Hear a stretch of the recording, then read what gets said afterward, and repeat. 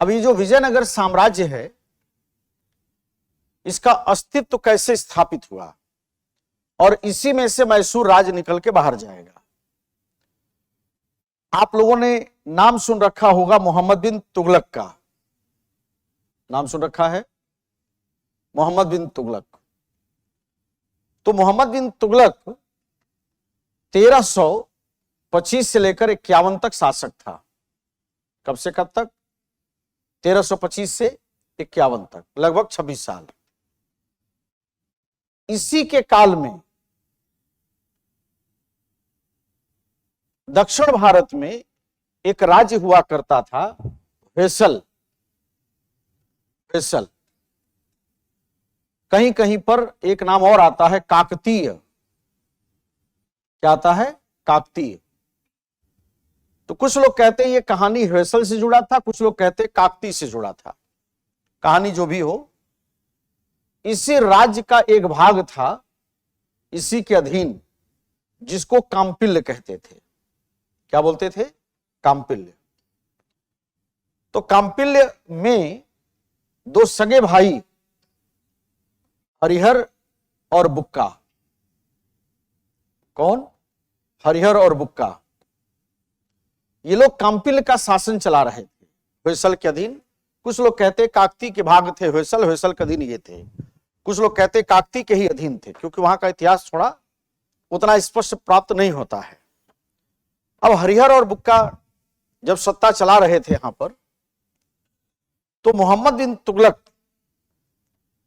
के मन में यह ख्याल आया कि हमें भी दक्षिण के राज्यों को नियंत्रित करना चाहिए, और इसके काल में काम्पिल्य पर हमला हुआ। काम्पिल्य की पराजय हुई। हरिहर और बुक्का इन दोनों भाइयों को पकड़ करके दिल्ली लाया गया, और दिल्ली लाया गया और इनको इस्लाम धर्म में परिवर्तित कर दिया गया। इसमें इस्लाम धर्म में, और फिर से इनको वापस भेज दिया गया काम्पिल्य। जब आप लोग जाइए दिल्ली के प्रतिनिधि बनकर के आप वहां की सत्ता चलाइए। अब ये लोग आए बड़े दुखी, इनको लगा कि अब तो धर्म वगैरह सब खत्म। फिर जब आए तो इनके गुरु थे माधव विद्यारण। क्या नाम था? माधव विद्यारण। तो हरिहर और बुक्का के गुरु कौन? गुरु हैं माधव विद्यारण। तो माधव विद्यारण ने इनको पुनः हिंदू धर्म में परिवर्तित किया। कहा कि कोई तनाव की बात नहीं है, और इस तरह से फिर ये हिंदू धर्म में दीक्षित हो गए।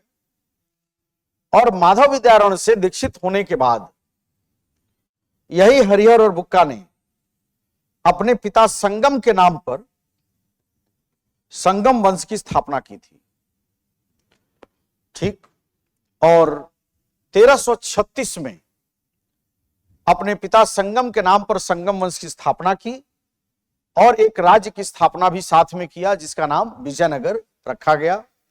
और यही विजयनगर का साम्राज्य बड़ा होते होते एक बृहद क्षेत्र में सत्ता का रूप ले लिया। विजयनगर में 4 वंश के लोगों ने शासन चलाया है, संगम, सालू, तुलु, अरिविदु। और तुलु वंश के राजा रहे हैं कृष्णदेवराय, प्रसिद्ध राजा। अब इसी के पैरेलल एक और राज्य स्थापित हुआ था, जिसको बहमनी कहते हैं। तो 1347 में बहमनी राज्य की स्थापना हुई। कब? 1347 में बहमनी। अब 1336 में विजयनगर और 1347 में बहमनी। विजयनगर और बहमनी वाले लगभग 300 साल तक संघर्ष किए। कितने साल? 300 साल तक। संघर्ष का कारण एक लाइन का था। कृष्णा और तुंगभद्रा नदी के बीच में रायचूर का दोआब था। विजयनगर वाले चाहते थे कि तुंगभद्रा के, कृष्णा के इस दोआब के क्षेत्र पर उनका कब्जा हो जाए, क्योंकि जो रायचूर का दोआब था वो बड़ा फर्टाइल लैंड था। उनको लगता था कि अगर यह पूरा का पूरा उपजाऊ भूमि हमारे कब्जे में रहेगा तो हमारे खजाने में राजकोष भरा रहेगा। और हमारे राज्य में राजकोष की स्थिति अगर अच्छी हुई तो स्वाभाविक है प्रशासन, सेना सब इसी से चलेगा। सेम यही बात बहमनी वाले सोचते थे।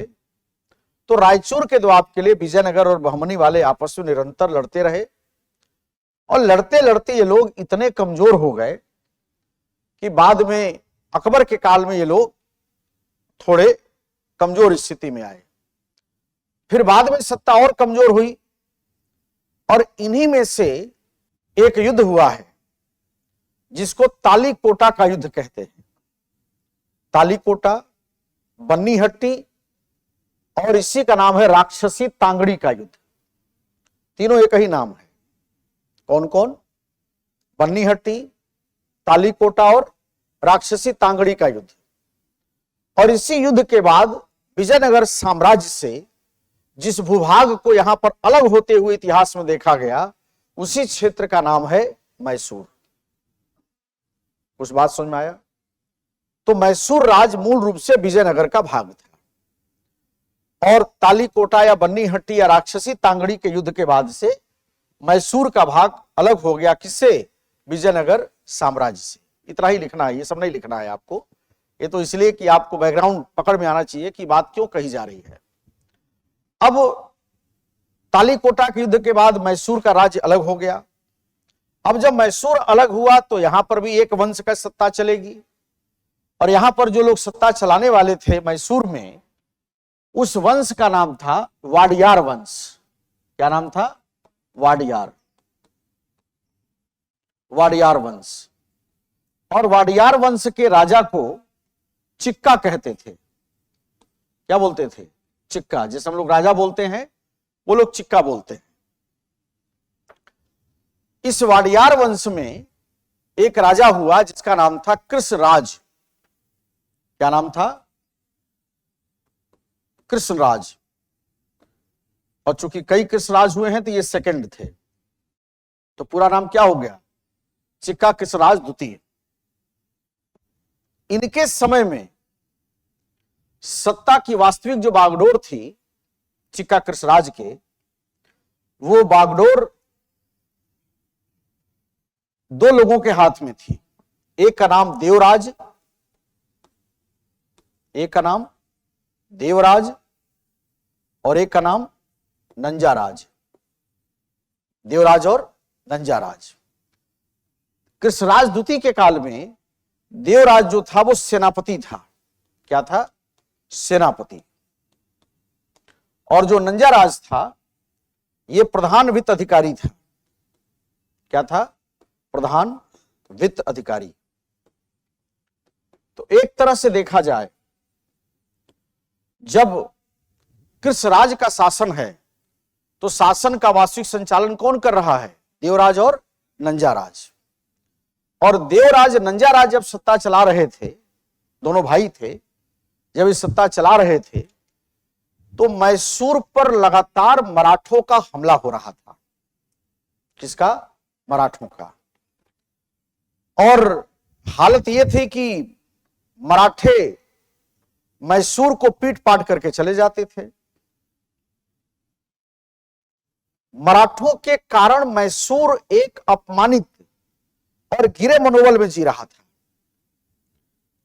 यही वो परिस्थिति है कि मैसूर की सेना में एक घुड़सवार योद्धा साधारण परिवार का, जिसका नाम हैदर अली था। क्या नाम था? हैदर अली। हैदर अली बहुत पढ़ा लिखा नहीं था। हैदर अली इतना पढ़ा था कि केवल वो तलवार से हैदर लिख सकता था, अली भी नहीं। क्योंकि युद्ध के मैदान में रहता था तो सब अगल बगल वाले बता दिए थे, तो तलवार से बैठ करके हैदर लिख लेता था। बस इतनी उसकी जानकारी थी। और यही कारण है जब शासक बना तो दस्तखत करना पड़ता था। 1761 में जब वो सत्ता पाया तो दस्तखत करना पड़ता था, तो फिर वो तलवार से ही दस्तखत करता था। तो छोटा सा तलवार था, उसी से बैठ करके अपना जो भी जहां जहां लोग बता देते थे दस्तखत करता था। तो हैदर अली बहुत पढ़ा लिखा नहीं था। अब हैदर अली को लगा कि हम सत्ता पा गए हैं, अब हम मराठों से बदला ले लेंगे। लेकिन फिर वही बात, हैदर अली जो सोचा सत्ता प्राप्त करते समय माहौल बिगड़ गया और खतरनाक हो गया। इधर 1761 में हैदर अली सत्ता में बैठा, उधर 1761 में माधवराव पेशवा बन गया।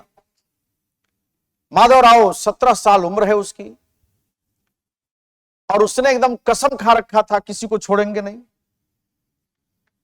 मतलब जब तक वो जीवित रहा, 1763, 64, 1757, 1759, ये सब तो पहले ही पराजय हो चुका है। 1764, 1766, 1771, ये हैदर अली के सत्ता में आने के बाद मराठों से मैसूर की पराजय है।